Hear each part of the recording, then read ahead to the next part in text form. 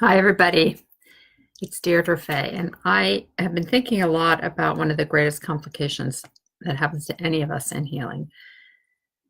And I would say it's part of what Mary Main, who is a great attachment theorist, said about the difficulty of healing attachment wounds, that the past is always invading the present moment.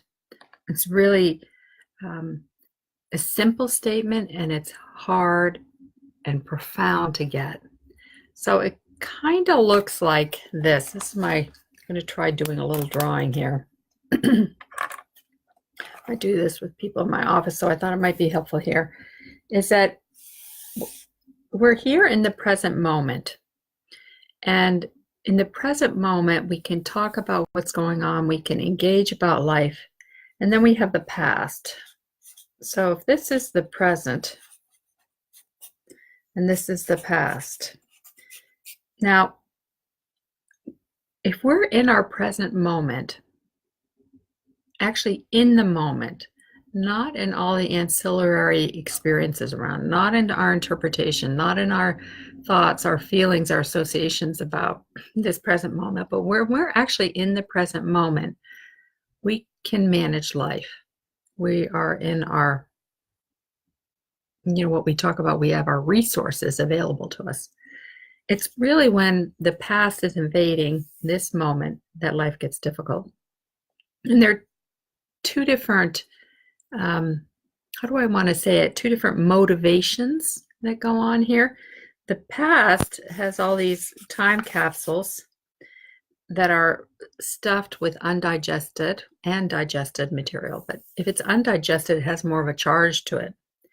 And that time capsule, or the many time capsules that we have different motivations than what we might have in the moment.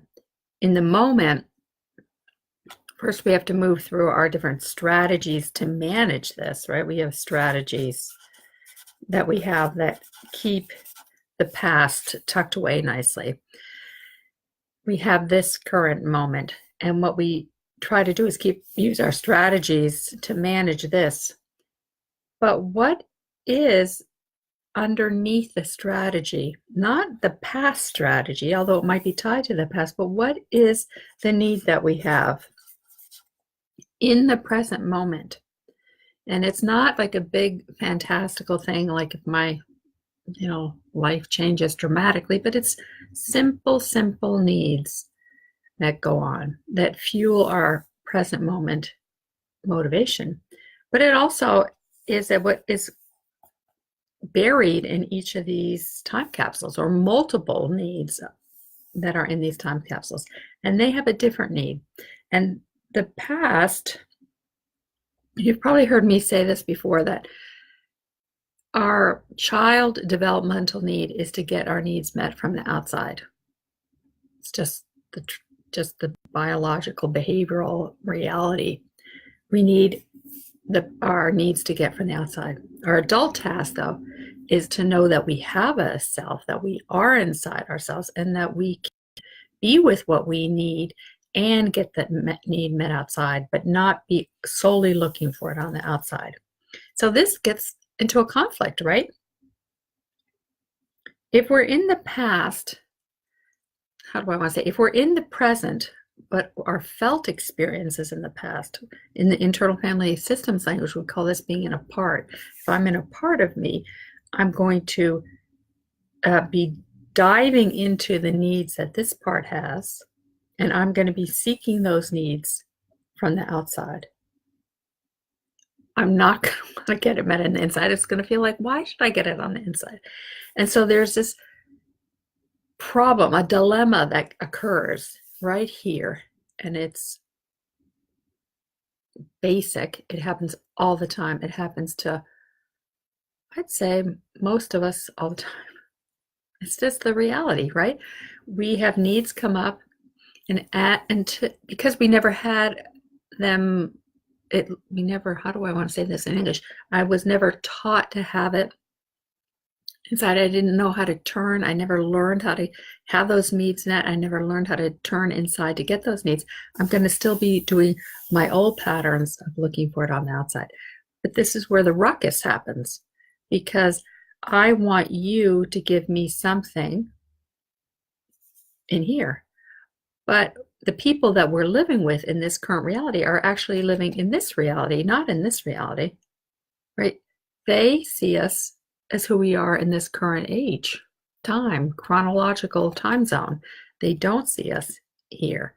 And so this is a huge problem that happens. Now, there are ways to work with this, and they take a lot of practice, but when we do, we start learning like to recognize what's going on in here without losing our ground in here.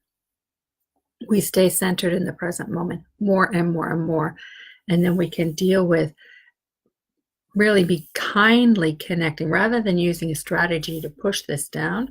We actually can be more kind and understanding and connected to what's going on, and learn how to integrate it into this present moment so that we're not split off, which is what so much a problem that happens for so many people, is that felt sense of being split off.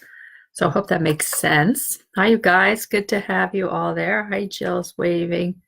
Sue, Gwen, Andrea, nice of all of you to be here. So does this make sense? You've heard me say this in many different ways, but just checking, does this make sense? Does this feel right? Does this map onto what you know? And how can you use it to help yourself? That's the thing. How do you stay in the present moment? Stay connected to yourself here in this moment, even though whatever is happening is going on. If the big thing I say to you, to me, is if it's too big for you to digest in this moment, it's more or less a time capsule. It's not when we're in this moment, we can be with what goes on, right? So Gwen is saying, yes, kindness, not shame. Absolutely, absolutely. That is so true. Hey, Susie, nice to have you here too. So, my dears, thank you for being here. That was my little pep talk for the day. I hope it was a pep talk. And I'll see you on the next round. We are finalizing details on the Becoming Safely Embodied skills, and I hope that you will join us for that. I'm going to do a lot of free stuff around that just to get you a sense of what's going on, but that will be coming up. I don't have the dates in front of me, but we will be getting that ready and going. So, bye everybody, and we will see you. I'll see you later. Bye.